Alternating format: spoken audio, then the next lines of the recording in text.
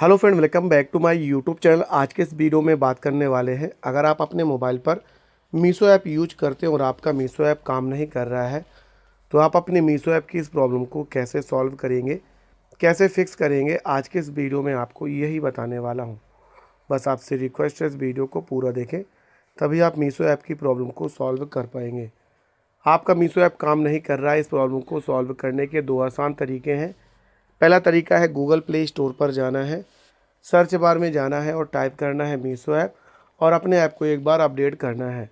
Update करने से बहुत सारे लेटेस्ट फीचर और बहुत सारे एरर सॉल्व हो जाते हैं।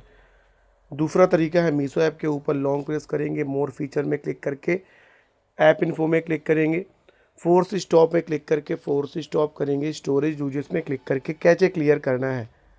इतना करने के बाद अपने फ़ोन को रिस्टार्ट करेंगे और आपके मीशो ऐप की सभी प्रॉब्लम सॉल्व हो जाएंगी, फिक्स हो जाएंगी।